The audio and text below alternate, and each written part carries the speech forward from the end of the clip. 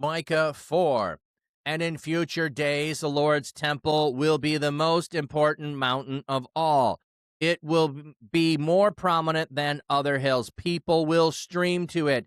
Many nations will come saying, "Come on, let us go up to the Lord's mountain, to the temple of Jacob's God, so he can teach us his ways and we can live by his laws." For instruction will proceed from Zion, the Lord's message from Jerusalem. He will arbitrate between many peoples and settle disputes between many distant nations.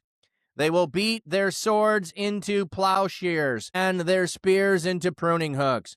Nations will not use weapons against other nations, and they will no longer train for war.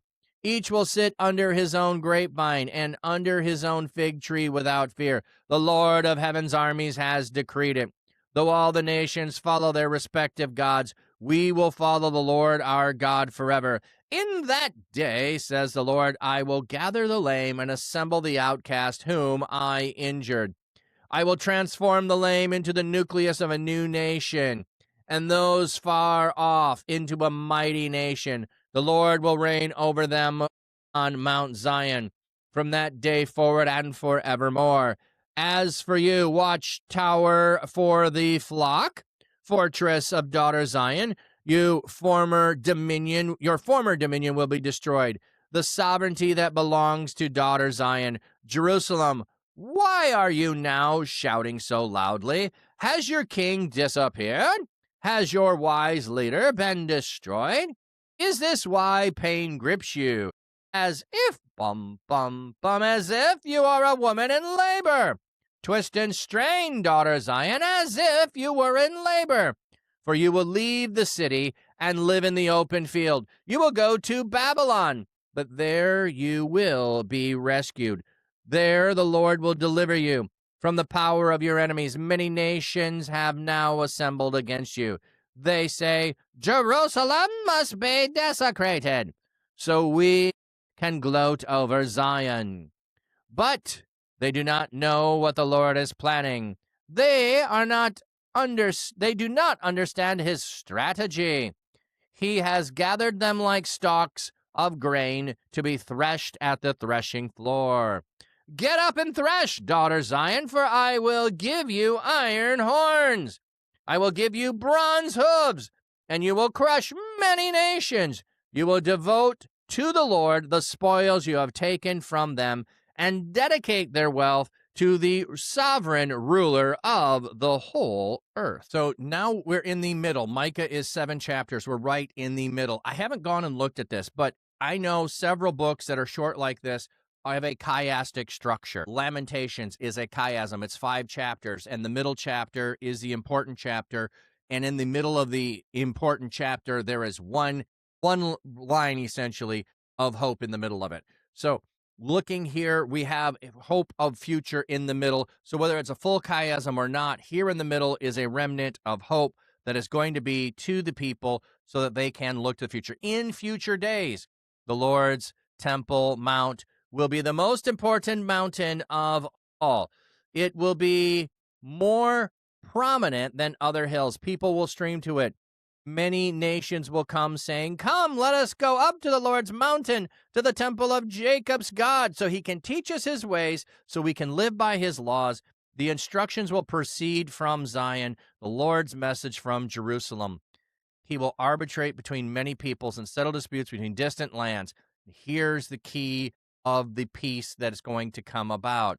They will beat their swords into plowshares and their spears into pruning hooks. Nations will not use weapons against other nations, and they will no longer train for war. Each will sit under his own grapevine and under his own fig tree without any fear. The Lord of heaven's armies has decreed it. So, like I said, in the middle of this, you're going to go to destruction. You're going to get what you just deserve. We had a little bit in the last chapter too, which now, since this is the future days, the God is going to gather up a remnant and lead you out of exile. He is now going to have future days when there will be no war. Everyone is going to be at peace with one another. The Lord is going to do it, and they will be flocking here to Jerusalem, all in regards to that. Grevin Vec 7, I hope I got that right. Welcome in and good morning. Glad to have you in here. Casso, hey, good to see you, buddy. Hope you are doing well. How did the event, I know you were going on Wednesday, and you can share what that was on Wednesday. Did that turn out good? Did you enjoy, did you have a blessed time? Bud Mayotte, meow, meow friend, welcome in. And a spot of tea, English breakfast today. All right, so we have no longer training for war, sitting underneath the Lord of Heaven's armies has decreed it. So we have hope. Though all the nations follow their respective gods, we will follow the Lord our God forever. What do we have here in that? Grevin is fine? All right. Wonderful. Glad to have you here. Walk each in the name of his God. The term name here is the idea of authority. To walk in the name of God is recognize God's authority as binding over our lives. Sunshine Faith. Did you start at the beginning of Micah today? Yes, we did. We started at the beginning, and if we keep a good pace up, we should be able to finish Micah today. That is the plan. But I'm getting sidetracked a lot, which is still all good. It's still all good. All right, so although the nations are falling, we will follow our God forever. In that day, says the Lord, I will gather the lame and assemble the outcast whom I injured. So the outcast, those that were the lame. So this is the remnant language that is coming up. Those who are in exile, the lame and the injured sheep.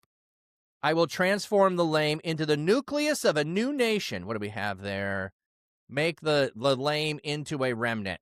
Okay.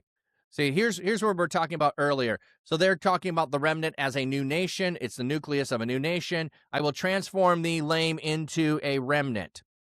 So they're trying to convey that in a way that we'll understand. New nation makes sense. For those far off, into a mighty nation. So they just took the nation from here and pulled it up here. I don't think it's necessary. Remnant would have been fine. Those far off into a nation. We have parallel there. The Lord will reign over them on Mount Zion for that day forward and forevermore.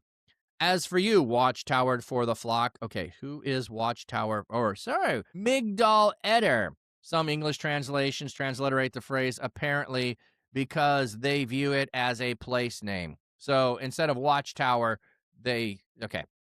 Watchtower of the flock, fortress of daughter Zion, your former dominion will be restored. So Watchtower, daughter Zion, you're going to be restored. The sovereignty that belongs to daughter Zion, Jerusalem. Why are you now shouting so loudly? Has your king disappeared? Has your wise leader been destroyed? So, in other words, you don't need to be shouting so loudly now. Restoration will come. Is this why pain grips you as if you were a woman in labor? Twist and strain, daughter Zion, as if you were in labor, for you will leave the city and live in the open field. You will go to Babylon. So right now, you are twisting and turning. Now you're shouting in pain like birth pains, but it is pains of exile. You are going to go to Babylon, but there you will be rescued. So we're saying exactly where you're going, off to Babylon, but we're talking remnant will come.